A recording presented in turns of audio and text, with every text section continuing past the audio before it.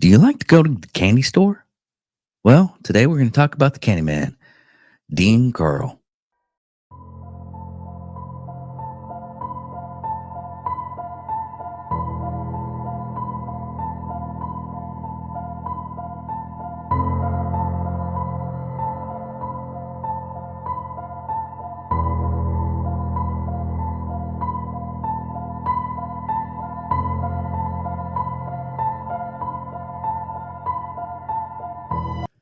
We here at Angry Me Production want to thank our sponsor, Mobile Notary Mindy. She's certified with the National Notary Association. She's also bonded and E&O insured. She offers a wide range of services including wills, powers of attorney, medical documents, healthcare proxies, living wills, certification of trust, assignment of personal property, HIPAA waivers, advanced healthcare directives, and 99 verification. You can find her on Facebook, TikTok, and Instagram at Mobile Notary Mindy. You can also visit her webpage at texasmobilenotarymindy.com. That's TX, mobilenotarymindy.com. Thank you so much and enjoy the show. Ladies and gentlemen of all ages, boys and girls, thank you for tuning in to yet another episode of Angry Meat Production. We appreciate you coming in and letting us be a part of your lives week in and week out. We hope to do our best to present you with something that your eardrums delight in. Whether you're looking at us on YouTube or Rumble, or listening to us on Spotify, Google, or Anchor, or any of the other podcast services that we are currently on or trying to get on, we thank you. And if you don't mind, at the end of every episode, stop by, leave us a comment, leave us a like. If it asks for 5 stars, we'll take 5 stars, even if you don't like us. 5 stars are what it's all about. With that being said, we hope you enjoy our attempt to make our advocation our vocation. Ladies and gentlemen, let the games begin. Welcome, Angry People. That's right. We're going to go over Dean Corll, which is a Houston area murderer. He was in Texas, but let's get this. We'll get into it. It's a just a ooh. All right. Dean Arnold Corll was born December 24th, 1939 in Fort Wayne, Indiana. The first child of Mary Emma Robinson and Arnold Edwin Corll. Corll's father was strict with his children, whereas his mother was markedly protective of both her sons. Their marriage was married by frequent quarreling, and the couple divorced in 1946. 4 years after the birth of their younger son, Stanley Wayne Corll, Mary subsequently sold the family home and relocated to a trailer home in Memphis, Tennessee, where Arnold had been drafted into the United States Air Force after the divorce. To allow her sons to remain in contact with their father, basically, she relocated so she can be the kids could be closer to their father after the draft.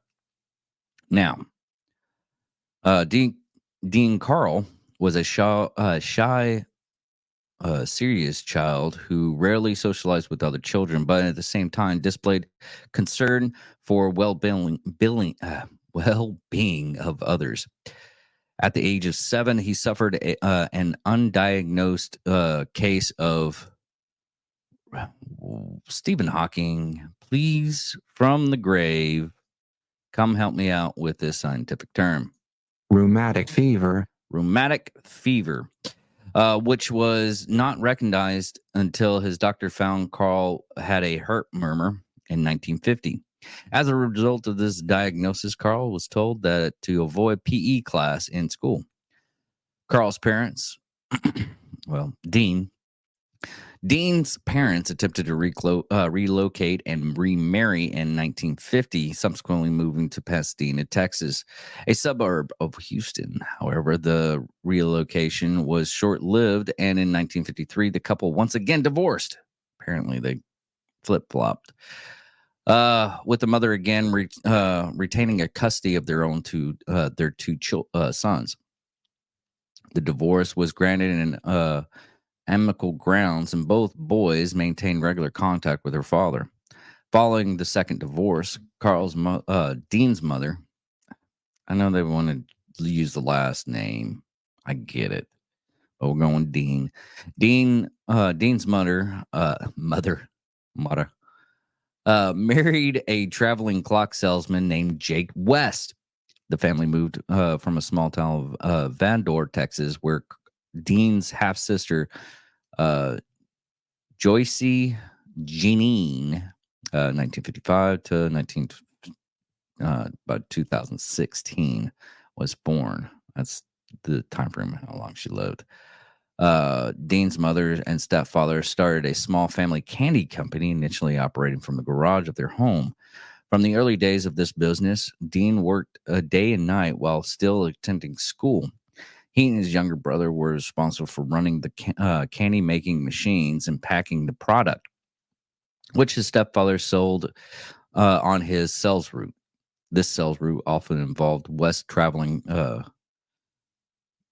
to Houston, where they sold most of their products there. From 1954 to 1958, Dean attended Valor High School, where he was regarded as a well-behaved student who actively satisfactory grades, as he has been the case of in his childhood. Corll was also considered somewhat of a loner, although he was known to have occasionally dated girls in his teenage years. In high school, Dean only major interest was bass band, which he played the trombone. Dean graduated from Ballard High School in the summer of 1958. Shortly thereafter, he and his family moved to the northern outskirts of Houston so that the family candy business could be closer to the city where the majority of their product was sold. Dean's family opened a new shop, which they named Pecan Prince. Oh, is it Prince? Prince, Prince. It's Prince. Prince.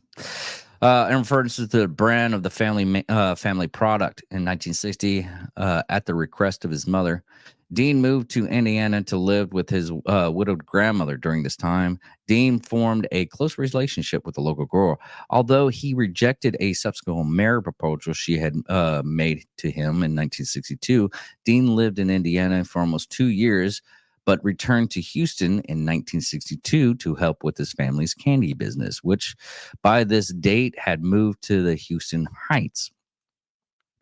He later moved into the apartment of word's not good right now.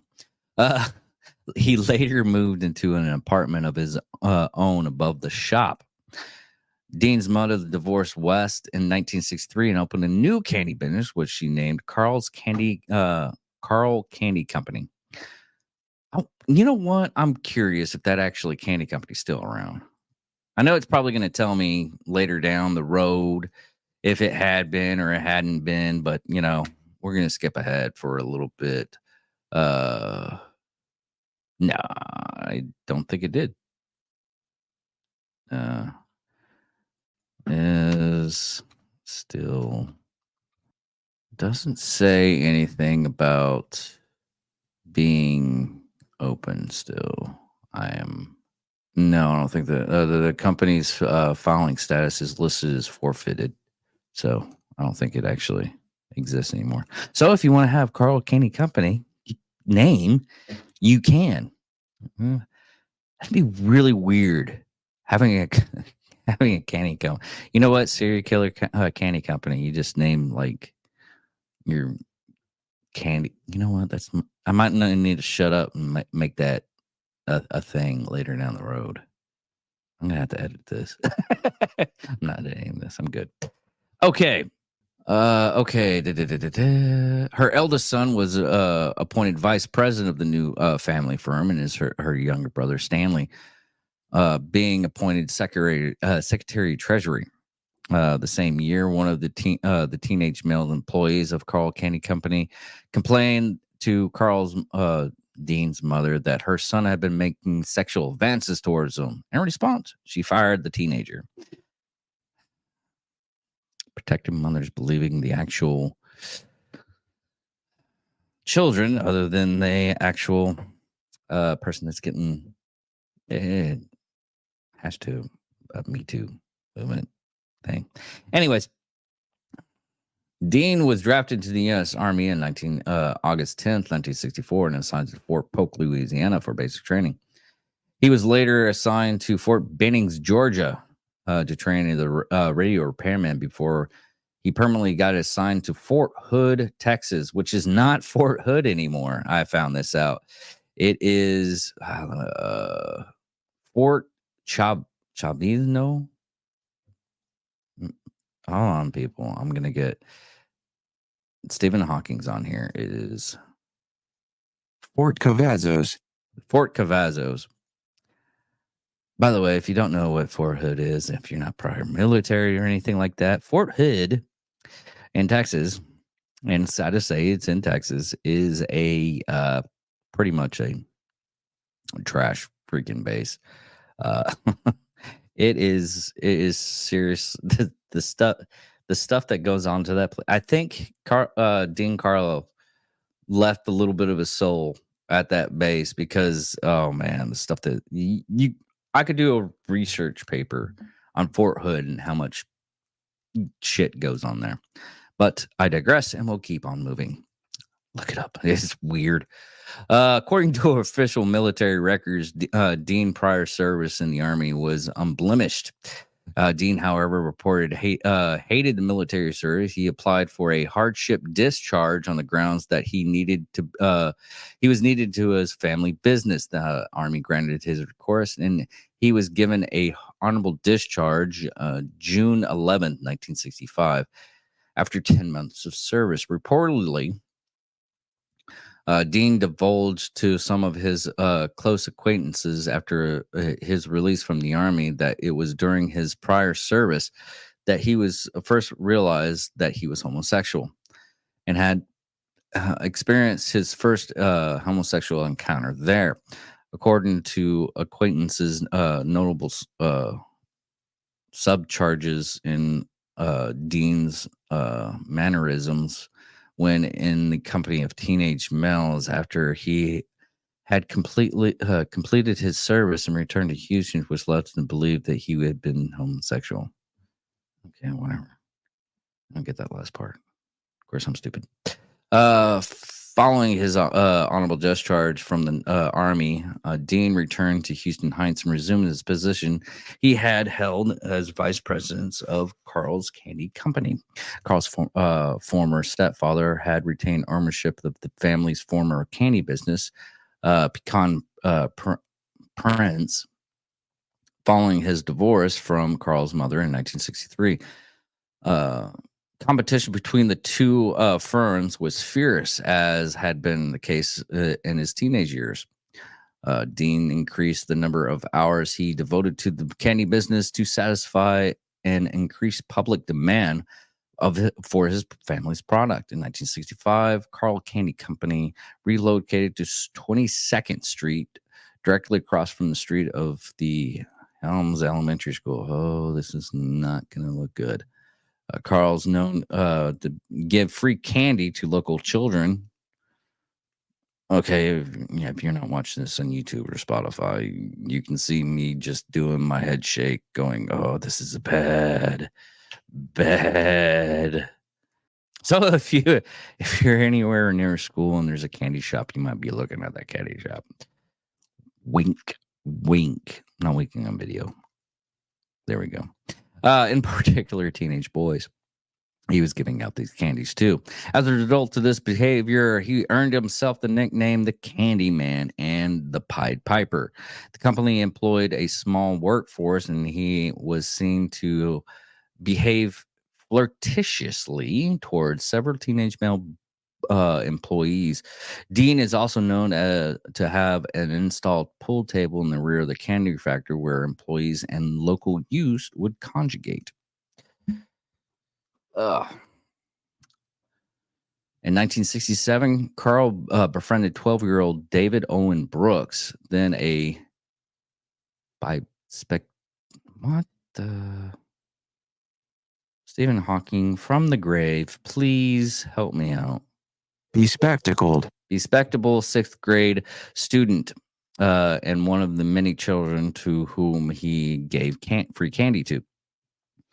Brooks initially became one of Dean's many youthful close companions, regularly socializing with Dean's various teenage boys who congregated in the rear of the candy factory.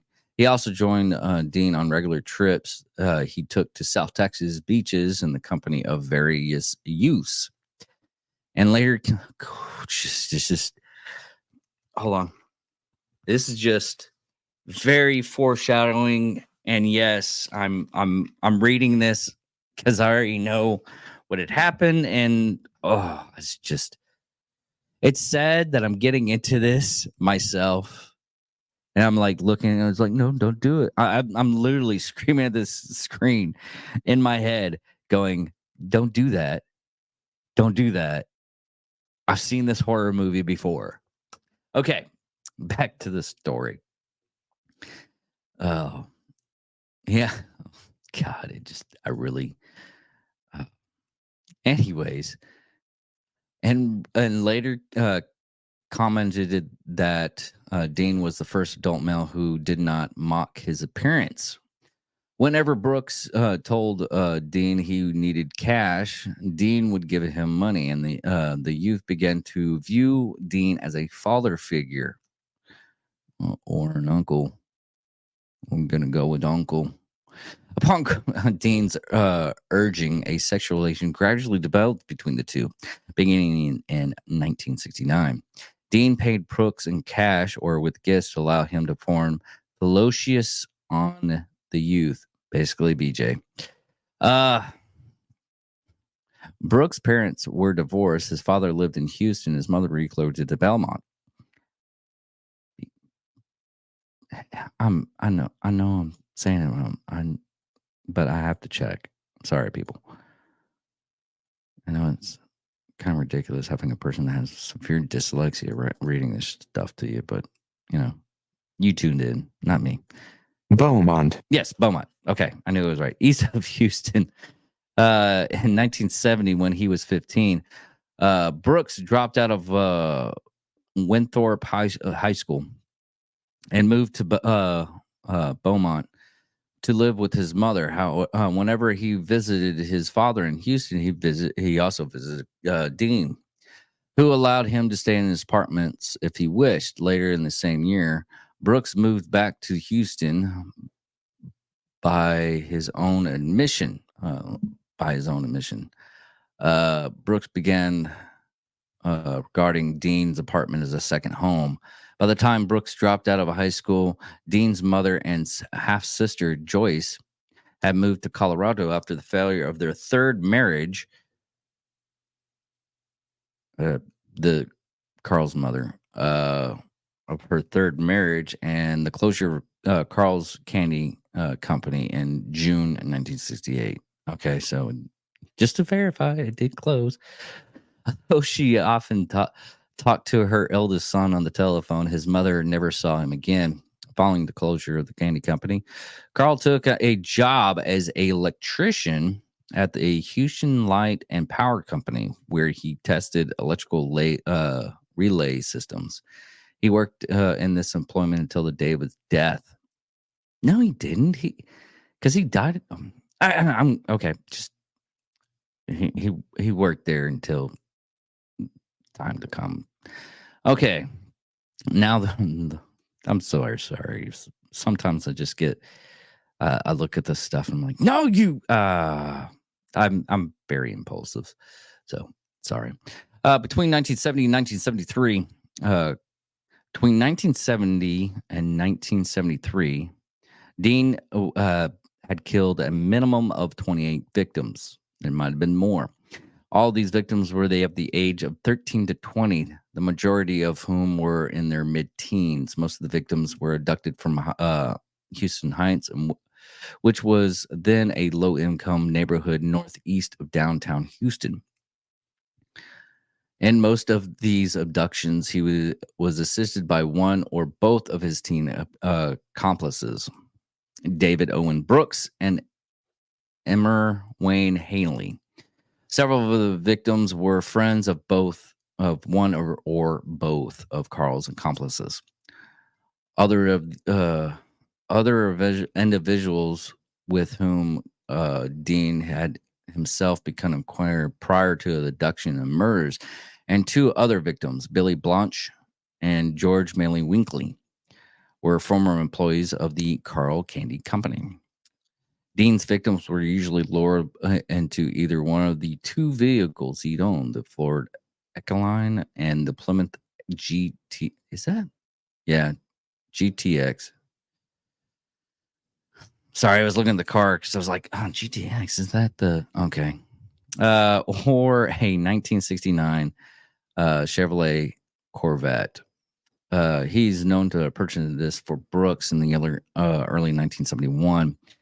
This enticement was typically an offer of a party or a lift, and the victim would be driven to Dean's house. At Dean's residence, the youths would be piled with alcohol and other drugs until they passed out, then tricked into donning handcuffs, just like John Wayne Gacy, or simply grabbed by force. John Wayne Gacy, if you haven't looked at the episode or don't know even about the serial killer, he was a clown and he did magic tricks and we'd give him actual real handcuffs. So, and then he would do his thing. They were then stripped naked and tied to either Dean's bed or usually a plywood torture board, which was regularly hung on the wall. Once manacled, the victims would be sexually assaulted, beaten, tortured, and sometimes often for several days, and then killed by strangulation or by a .22 caliber pistol.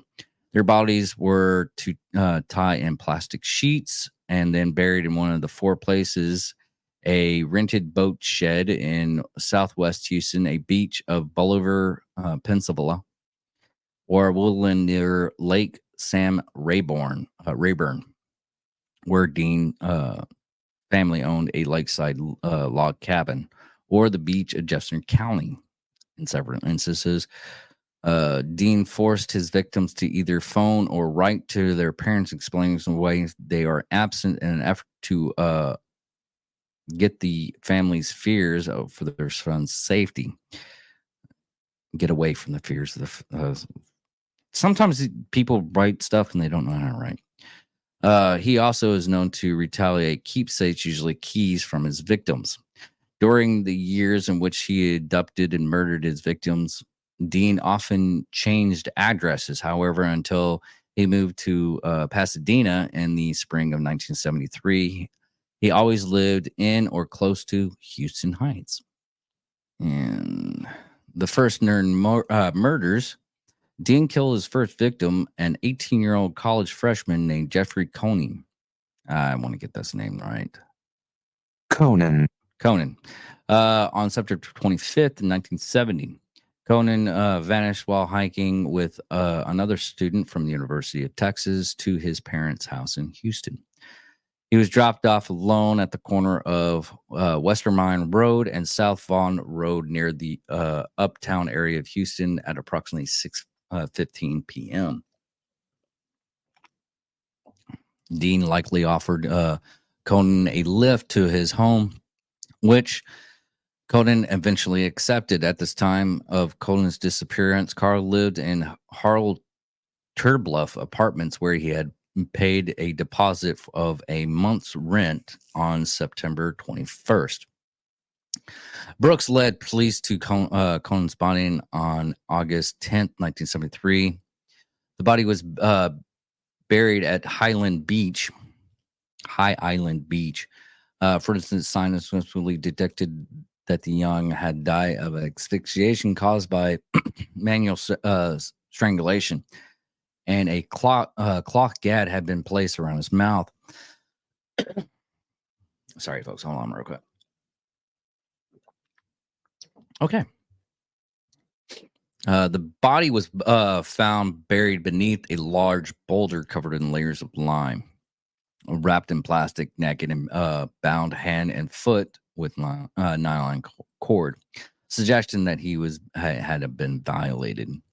About the time of Colin's murder, Brooks interpreted Dean in the act of sexual assaulting two teenage boys, whom Dean had stripped to a 4-post bed. Dean promised Brooks a car in return of his silence. Brooks accepted the offer, and Corll later bought him the green Corvette. Dean later told Brooks that he had killed two of the youths and offered him $200, the equivalent of $1,536 as of 2023, for any boy he could lure into to the apartment. Oh God, I hate people like that. On December 13th, 1970, Brooks lured two 14-year-old Spring Branch youths named James Glass and Danny Yates away from a religious rally held in Houston Heights to Corll's Yorktown apartment. Glass was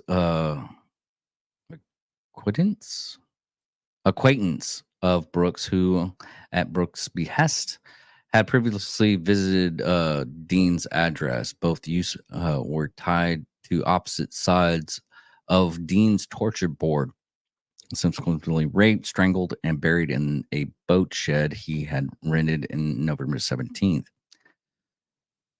An electric cord with alligator clips attached to each end was buried alongside Yates' body. Sorry, people. 6 weeks after the double murder of Glass and Yates on January 30th, 1971, Brooks and Dean encountered two teenage brothers, Donald and Jerry Waldrop, walking towards their parents' home. The Waldrop brothers had been driven to a friend's home by their father with plans to discuss forming a bowling league, and had begun walking home after learning their friend was not home. Both boys were enticed into Dean's van, driven to an apartment Dean had rented to Magnum Road, where they were raped, strangled, and subsequently buried in the boat shed. Between March and May 1971, Dean abducted and killed 3 victims, all of which lived in the Houston Heights area, and all of whom were buried towards the rear of the rented boat shed. In each of these abductions, Brooks is known to have been a participant. One of the 3 victims, 15-year-old Rennie Harvey, was last seen by his family on the afternoon of March 9th, cycling towards Oak Forest, where he worked part-time as a gas station attendant. Harvey was driven to Dean's Magnum. Is that Magnum or Mag? It's Mag. Stephen Hawkins, from the grave, please. Magnum. Magum. Road apartments, where he is subsequently killed by a single gunshot wound to the head. The other 2 victims, 13-year-old David Higest and 16-year-old Gregory Manuel Winkley, were abducted and killed together on the afternoon of May 29, 1971. As had been in the case with his parents and other victims of Dean, both sets of parents launched a frantic search for their sons. One of the youths, who voluntarily offered to distribute posters the parents had printed, offering money as a reward for information leading to the boys' whereabouts, was 15-year-old Emily Wayne Emmer Wayne Hanley, a lifelong friend of Hal Hilgis. The youth pinned the reward poster around the Heights and attempted to reassure the Hygis parents that they might be an innocent explanation of the boy's absence. On August 17th, 1971, Corll and Brooks encountered 17-year-old acquaintance Brooks named Reuben Watson Haley walking home from a movie theater in Houston. Brooks persuaded Haley to attend a party at the address Corll had moved to in San Felipe Street the previous month. Haley agreed and was taken to Dean's home, where he was successfully strangled and buried in, you guessed it, the boat shed. There's got to be a lot of bodies behind that boat shed. Now, in the winter of 1971, Brooks introduced Haley to Dean. Hanley likely was lured to Dean's address as an next intended victim. However, Dean eventually decided the youth would be a good accomplice and offered him the same fee of $200 for any boy he could lure to his apartment, informing Haley that he was involved in a white slavery ring operating from Dallas. It was slavery. I hate that they give, like, it's white slavery, sex slavery. All of it's just slavery. Anyways, Hanley later stated that for several months he ignored Dean's offer, although he did maintain an acquaintance with Dean and gradually began to view him as something as a brother type person whose work ethic was admired and in whom he could confide in. In early 1972, he decided to accept Dean's offer because he and his family were dire financial circumstances. Henley said the first abduction he participated in occurred during the time Dean resided on 925 Schuster Street, an address he moved to on February 9th, 1972. Now, I got to say this. I just realized this, and I'm sorry I didn't realize it sooner. But he lives in an apartment. Nobody heard the screams or anything. It always baffles me because I've read several of these serial killers that they lived in an apartment complex. And sometimes they'd said the people would say something and try to, point over to where the screaming was. But you never hear like a mass exodus that there's something really wrong at the. I mean, I hear screams sometimes in my apartment complex when I'm heading out the door trying to figure out if there's anything wrong. But anyways, I digress. I'm sorry. Just food for thought for anybody. Brooks later claimed that Hanley became involved in the abductions while Dean resided at the address he occupied immediately prior to Schuster Street. If Hanley's statement is to be believed, the victims was abducted from the Heights in February and early March 1972. In the statement Haley gave to police following his arrest, the youth stated he and Dean picked up a boy at the corner of 11th and Studwood and lured him to Dean's home on the promise of smoking some marijuana with the pair. At Dean's residence, using a ruse he and Dean had prepared, Haley cuffed his own hand behind his back, freeing himself the key hidden in his back pocket. Then duped the youth in donning the handcuffs before observing Dean bind and gagging him. Haley then left the youth alone. Okay, he gagged him, but still, you can still hear. Anyways, sorry. then left the youth alone with Dean, believing he was to be sold in a sexual slavery ring. The identity of the first victim, Hanley assist in the abduction, remains unknown.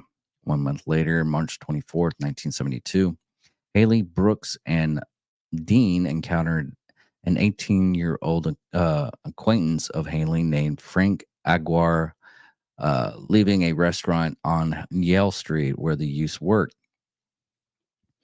Haley called Aguirre over to Carl's van and invited the youth to drink beer and smoke some marijuana with the trio at Carl's apartment. Aguirre agreed and followed the trio into Carl's home in Ramber. Inside Carl's home, Aguirre smoked marijuana with the trio before picking up a pair of handcuffs Carl had left on the table. In response, Carl pounced on Aguilera and pushed him to the table and cuffed his hands behind his back. Haley later claimed that he had not known Carl's true intentions toward Aguilera when he had persuaded his friend to accompany him to Carl's home. In a 2010 interview, he claimed to have attempted to persuade Carl not to assault and kill Aguilera. Once Carl and Brooks had bound and gagged the youth, however, Carl refused, informing Haley that he had raped, tortured, and killed his previous victims he had assisted in abducting, and he had intended to do the same to Aguilera. Haley subsequently assisted Carl and Brooks in Aguilera's burial at High Island Beach. Despite the revelations that Carl was in reality killing the boys he and Brooks had assisted in abduction, Haley nonetheless became an active participant in abduction and murders. 1 month later, in April 20th, he assisted Carl and Brooks in the abduction of another youth, a 17-year-old named Mark Scott. Scott, who was known to both Haley and Brooks, was grabbed by force and fought furiously against an attempt by Dean to restrain him, even attempting to stab his attackers with a knife. However, Scott saw Haley pointing a pistol towards him and acquiring towards Brooks. Scott just give up. Scott was tied and tortured to the torture board, suffering the same fate as Aguilera: rape, torture, strangulation, and burial in High Island Beach. Brooks later stated Haley was especially sadistic in his participating in the murders and committed at Schuster Street, and Haley later admitted to gradually becoming a fascinated and how much stamina people would have when the recipient of active murder. Before Carl dedicated the address in June 1920s, June 26th of that year, Haley assisted Carl and Brooks in the abduction and murder of two more boys named Billy Balch and Johnny DeLome. In Brooks' confession, he stated that both youths were tied to Carl's bed, and after their torture and rape, Haley manually Haley manually strangled Butch, then shouted, "Hey, Johnny," and shot DeLome in the forehead with a bullet exiting through his ear. DeLome then pleaded with Haley, "Wayne, please don't," before he was strangled. Both youths were buried in the High Island Beach. During the time Carl resided in Schuster Street, the trio lured a 19-year-old named William Rieger to the house. Rieger was tied to a plywood board, tortured, and abused by Dean.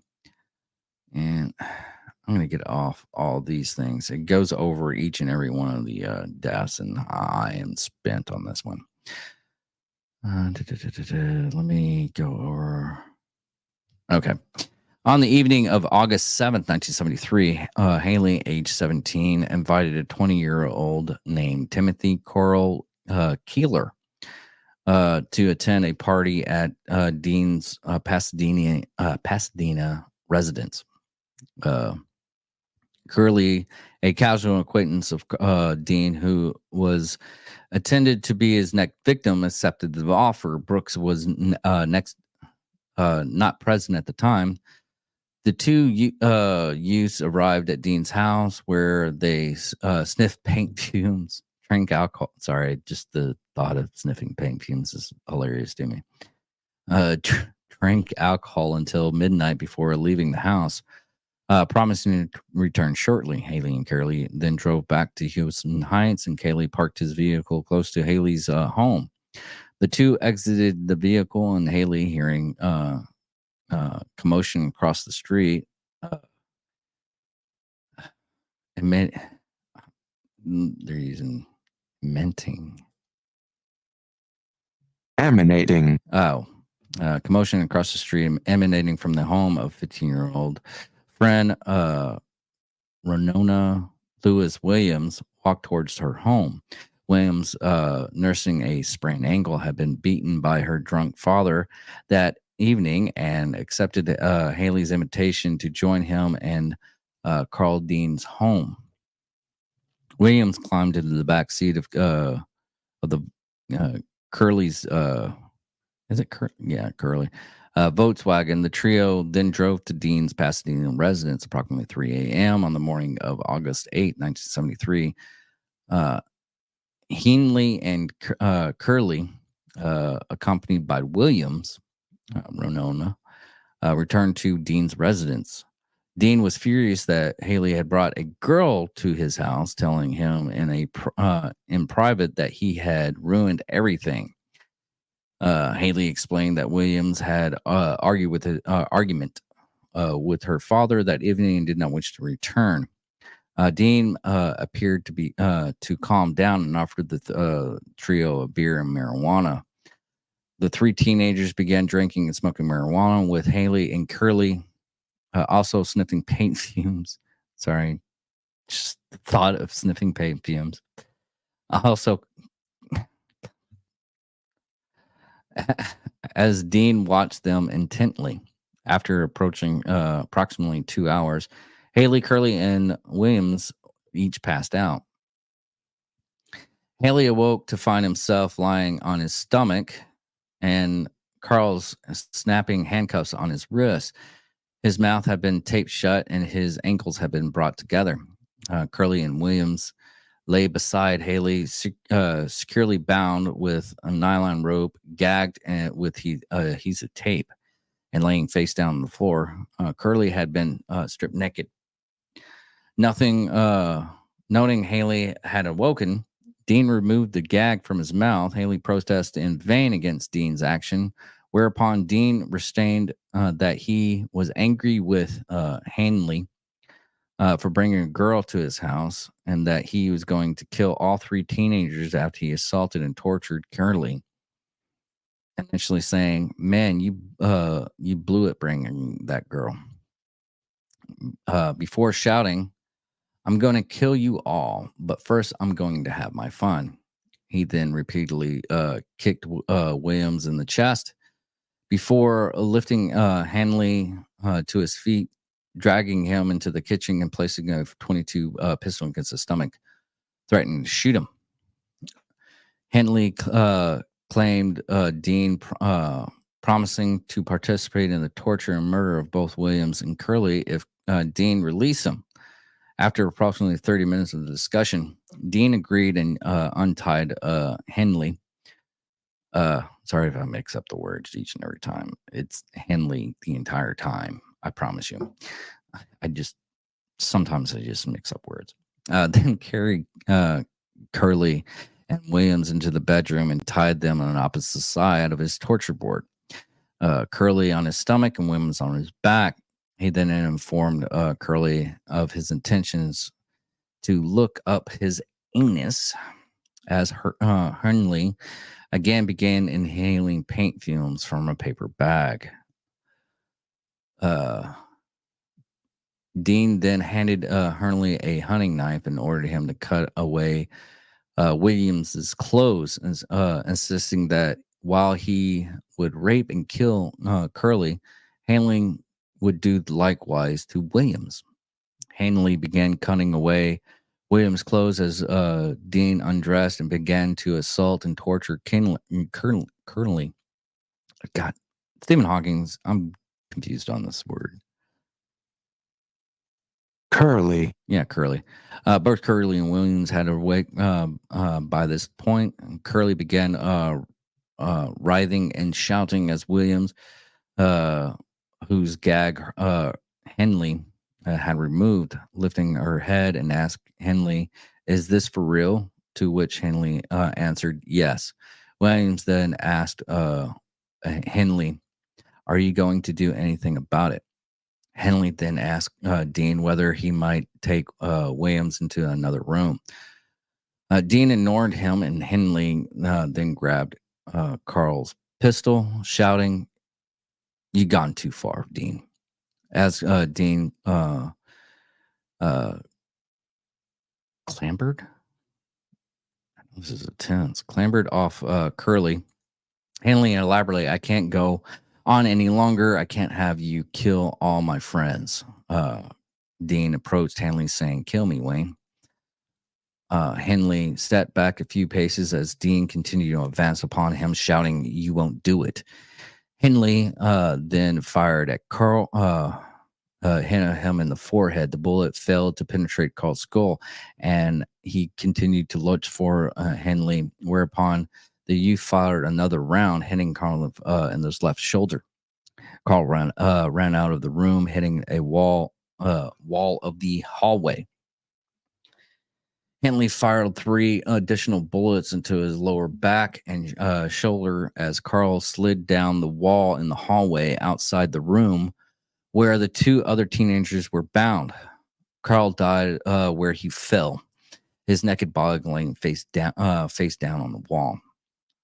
Henley would later recall that immediately after he shot Carl, the sole thought in his mind was that Dean would have been proud of the way he had been behaving during the confrontation, adding that Dean had been training him to react quickly and forcefully. And sorry, I got down to the last part of this, and I apologize, but they also put his picture like right below of him dead. He has like white ass and a tan top part. So yes, I'm sorry, but anyways, it's just funny as hell to me. The picture, I can't show the picture. You can find the picture.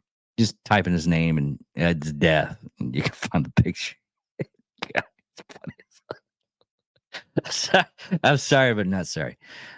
Adding that Carl had been trained for a reaction quickly and forcefully, that this was exactly how he had done.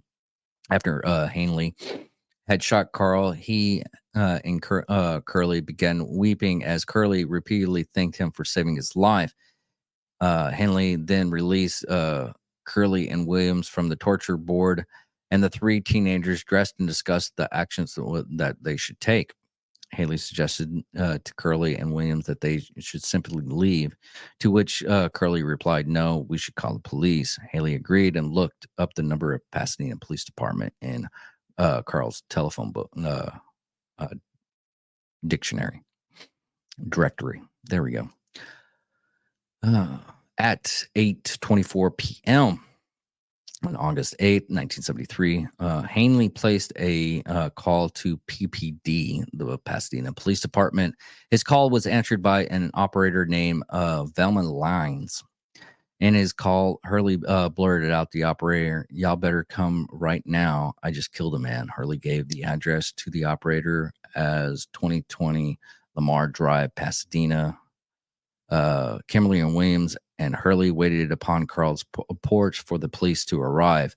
Haley mentioned to Carl that he had been what he had done, killed by shooting 4 to 5 times. Minutes later, the Pasadena Police Department patrol car arrived at 2020 Lamar Drive. The three teenagers were sitting on the porch outside the house, and the officer noted the .22 pistol on the driveway near the trio. Haley told the officers that he was an individual who had made the call and indicated that Carl's body was inside the house. After confiscating the pistol and placing Harley Williams and Curley inside the patrol car, the officer entered the bungalow and discovered Carl's body inside the hallway. The officer returned to the car and read Henley his Miranda rights. In response, Henley said, "I don't care who knows about it. I had to get it off my chest." Curley later told detectives that before the police officer had arrived at Lamar Drive, Henley had informed him, if you wasn't my friend, I could have given $200 for you. Oh, I could have hadn't gotten $200 for you. In PPD custody, Henley was initially questioned about the killings of Dean. He recounted the events of the previous evening and morning, explaining that he had shot Corll in self-defense. The statement given to Curley and Williams corroborated. Yeah, I'm so sorry about that. Some words I have to like speak and spell out. Corroborated. Haley's account. You can figure out the words if you listen. The detective questioned Henley, believing he had indeed acted in self-defense. When questioned regarding the claims that as Dean had threatened him that morning, he had shouted that he had killed several boys, Henley explained that for almost 3 years, Brooks and he had helped procure teenage boys, some of whom he had were their own friends, for Dean, who had raped and murdered them. Henley gave a verbal statement stating that he initially had believed the boys had been abducted, were sold into Dallas, homosexual acts and sodomy, maybe killed later.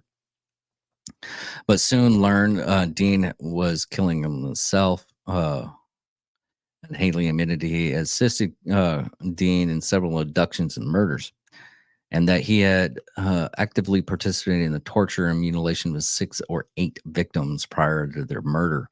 Most victims had been buried in Southwest Houston boat shed, and others at Lake Sam Rayborn and the High Island Beach. Carl had paid up to $200 for each victim Brooks or he had available to lure to the apartment. Police initially were skeptical of Hanley's claims, assuming the sole homicide of the case of what was Dean, which they had described as being the result of a drug-fueled fisticuffs that had turned deadly. Hanley was quiet, insistent, however, upon his recalling the names of 3 boys, Cobble, Hillguest, and Jones, whom he had stated he and Brooks had procured for Dean.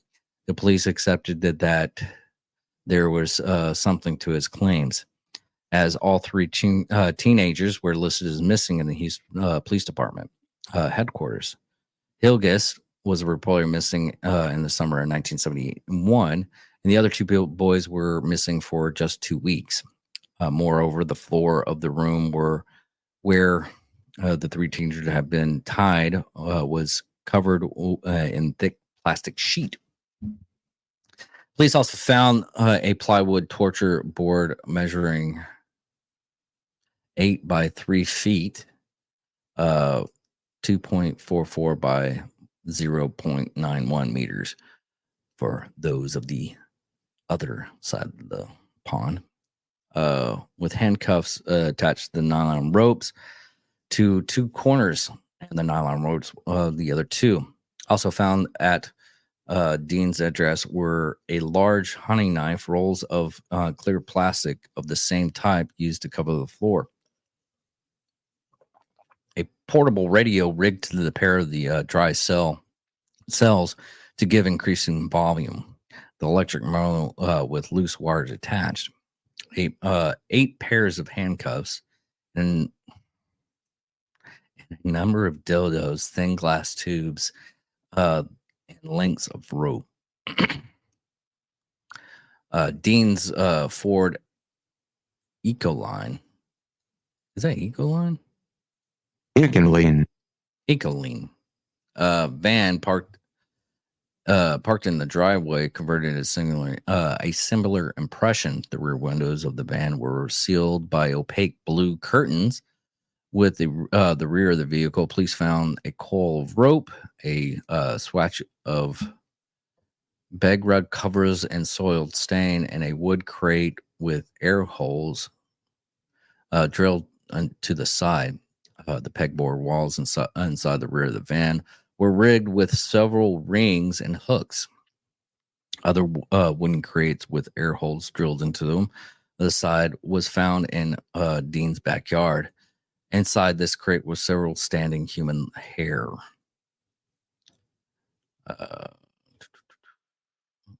Now, Hanley agreed to a couple of police to Dean's boat shed in southwest Houston, where he claimed that the bodies of most of the victims had been found. Inside the boat shed, police found a half-strip stolen car, a child's bike, a large iron drum, water containers, and 2 sacks of lime, and a large plastic bag filled of teenage boys' clothing. 2 prison trustees. 2 prison trustees began digging through the soft, crushed shell earth of the boat shed and soon uncovered a body of a blonde-haired teenage boy lying on his side, encased in clear plastic and buried beneath a layer of lime. Police continued excavating throughout the excavating through the earth of the shed, unearthing the remains of more victims in various stages of decomposition. Most of the bodies found were wrapped in thick, clear plastic sheathings. Some victims had been the ligatures still wrapped tightly around their necks, basically the thing that choked and killed them. All the victims were found to have been sodomized, and some of the victims found bore evidence of sexual torture. Pubic hairs had been plucked out, and genitals were chewed. Okay. Objects had been inserted into the rectum, and glass rods had been inserted into the urethra and smacked. Give me a second. Okay. Basically, he put glass rods through the pee hole, and broke the glass inside the pee hole. Oh my God, that's actually a torture in where was it? It was during World War II, and did that, and they would pull the string. But oh my God, clothing around inserted into the victim's mouth, and adhesive tape wounded around their faces that muffled their screams. Tongues of these first victims uncovered produced over 1 inch beyond the tooth margin. The mouth of the 3 victims unearthed on August 8th was so gaping that all upper and lower teeth were visible. Okay.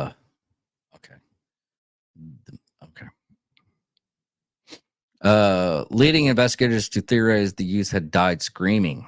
After the recovery of the 8th body from the boat shed was completed at 11:55 p.m., the investigators was discontinued until the next day. Accompanied by his father, Brooks presented himself to HPD headquarters on the evening of August 8th and gave a statement to which he denied any participation in the murders, but admitted to having known that Dean had raped and killed 2 youths in 1970. On the morning of August 9th, Henley gave a full written statement detailing his and Brooks' involvement with Dean in the abduction and murders of numerous youths. In this confession, Haley repeatedly admitted to having personally killed and apprehended 9 youths and to have assisted Dean in the strangulation of others. He stated that only 3 abductions and murders Brooks had not assisted him and Dean with were committed in the summer of 1973. That afternoon, Haley accompanied police to Lake Sam Rayborn, where he, Brooks, and Dean had buried the victims killed in the last year. 2 additional bodies were found in the shallow, lime-soaked grades located close to the dirt road inside the lakeside log cabin owned by the Dean Corll family. Police found a second plywood torture board, a roll of plastic sheets, shovels, and a sack of lime. Police found 9 additional bodies in the boat shed on August 9th.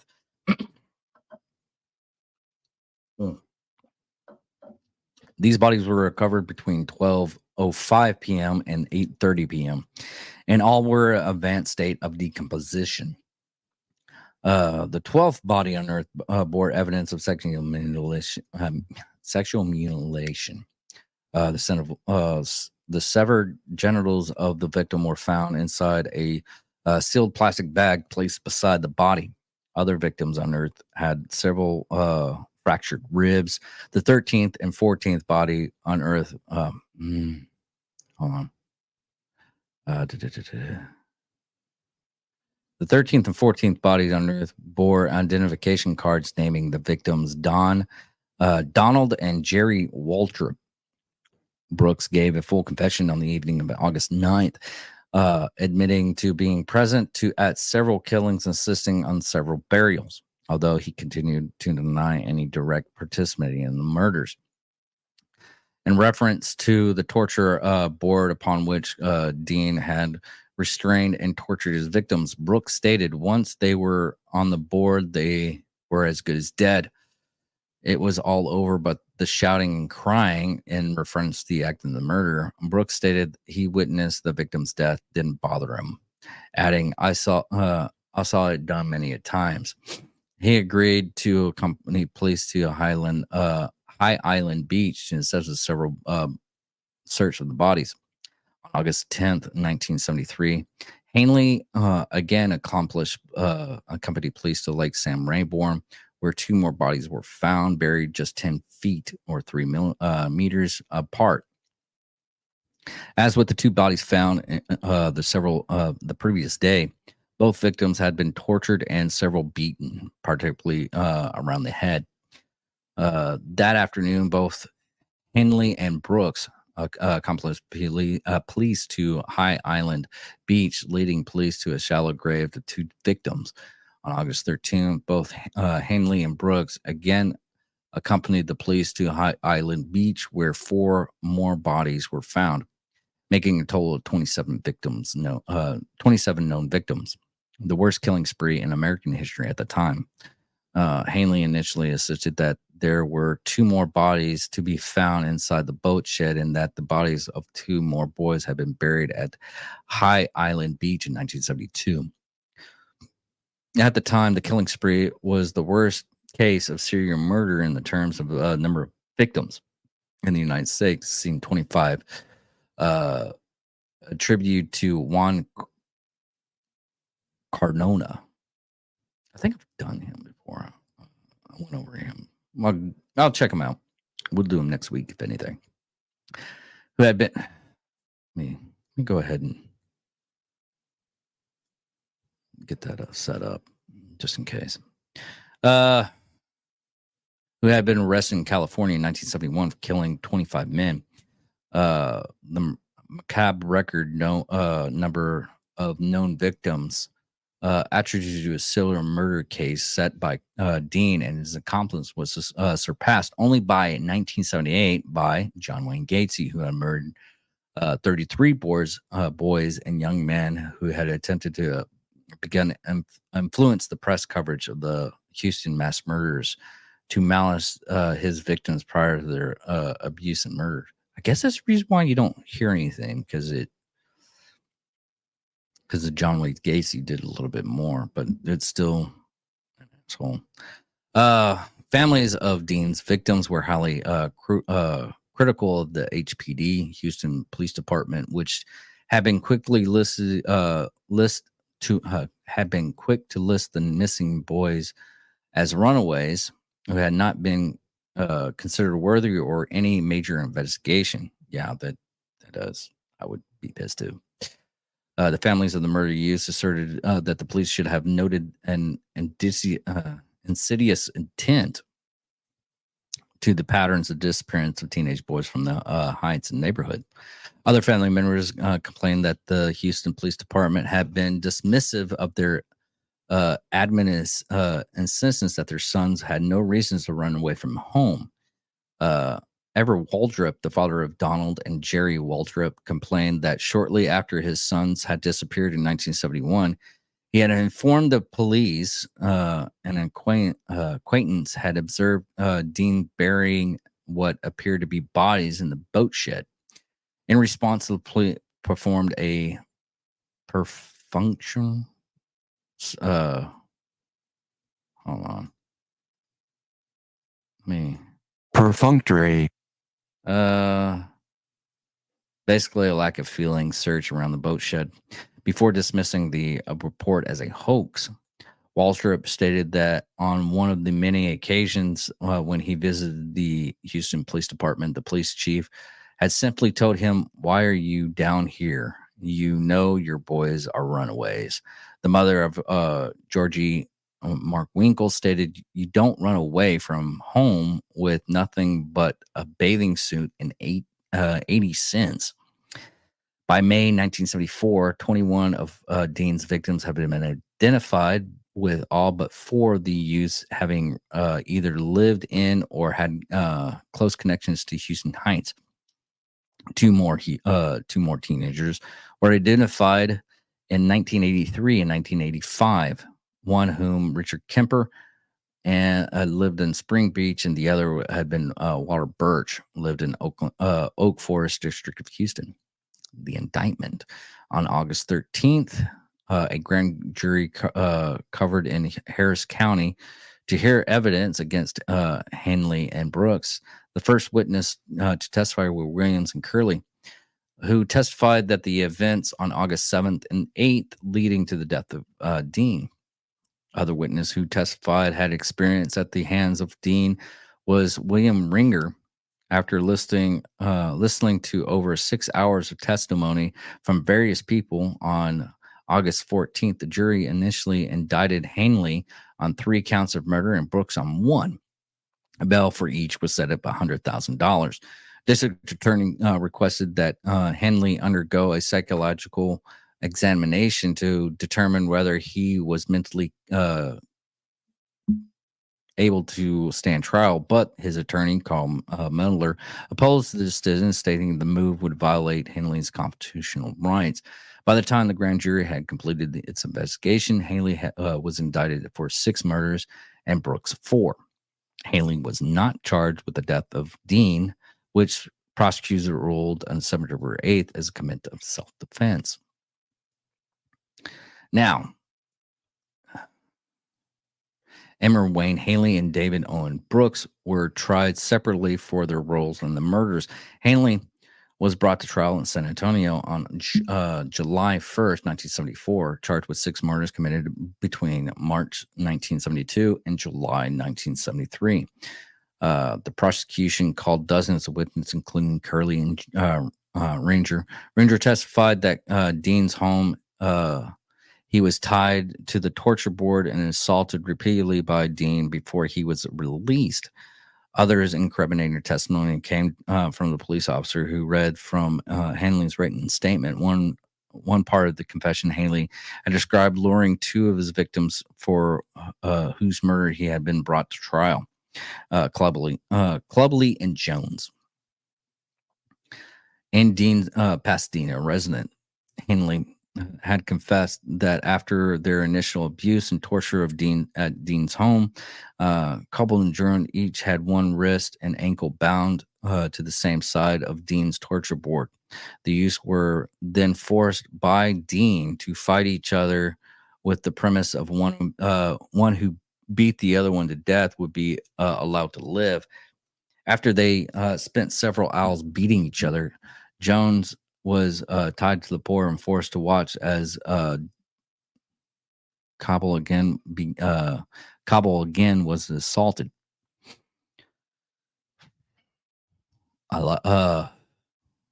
Tortured and shot to death before he himself was raped, tortured, and strangled with a blind cord. Corll and Jones were killed on July 27th, 1973, 2 days after they had been reporting missing.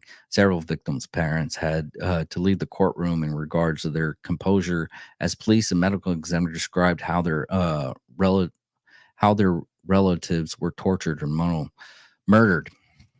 Throughout the trial, the state introduced 82 pieces of evidence, including Dean's torture board and one of the boxes used to transport the victims. Inside the box, police had found hair which examiners concluded came from both Corll and Hanley. Upon advance from his defense counsel, Hanley did not take the stand to testify. His attorney, William Gray, cross-examined several witnesses but did not call any witnesses or experts for the defense. Now, on Brooks was brought to trial on February 27, 1975. He had been indicted for 4 murders committed between December 1970 and June 1973, but was brought to trial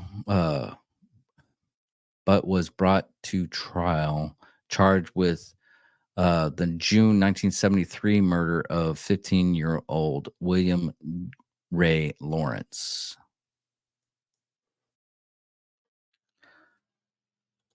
Now, Brooks' defense attorney, Jimmy Skelton. Ooh, it was Johnny Skelton. It would have been a little bit close to our co-host. Argued that his client had not committed any murders and attempted to portray Dean and his lesser degree Hanley as being the active participants in the actual killings. Assistant Attorney Tommy Dunn dismissed the defense outright. At one point, telling the jury the defendant was in on this killing and this murderous rampage. From the very beginning, he tells you he was a cheerleader, if nothing else. That's what he's telling you about his presence. You know what he was. Brooks' trial lasted less than a week. The jury deliberated. Another word I can't pronounce. Deliberated. Oh, got it right. For just 90 minutes before they reached a verdict. He was found guilty of Lawrence's murder on March 4th, 1975, and sentenced to life imprisonment. Brooks showed no evidence as the sentence was passed. Although his wife burst into tears, Brooks containing that the signed confession used against him was taken without his being informed of his legal rights, but of his dismissal in May 1979. Now, Haley's retrial began in June. Let me get to the whole thing. There we go. On July 15, 1974, both counsel presented the closing arguments to the jury. The prosecution is seeking life imprisonment. The defense, a verdict of not guilty. In the closing arguments to the jury, District Attorney Corll Vance apologized for him not being able to seek the death penalty, adding that the case was most extreme example of man's inhumanity to man I have ever seen. The jury deliberated for 92 minutes before finding Henley guilty of all 6 murders into which he was tied. The following day, on July 16th, former prosecutors to sentence Haley for 6 guilty verdicts begun on August 8th. Judge Pinkton Dial ordered that Haley serve at each 99-year sentence consecutively, total of 594 years, and he was transferred to Huntsville unit to formally begin his sentences. Henley appealed his sentence conviction, conciting the jury in his initial trial had not been sequestered. That is, attorney objected to news media being present in the courtroom had been overruled, inciting that his defense team attempted to press evidence containing that the initial trial should have not been held in San Antonio had it also been overruled by the judge. Haley appealed upon was upheld, and he was awarded a retrial in 1978. Haley retrial began June 18th, 1979. The second trial was held in Corpus Christi with Henley. I keep on going Henley. Against represented by defense attorneys William Gray and Edward Pagelau.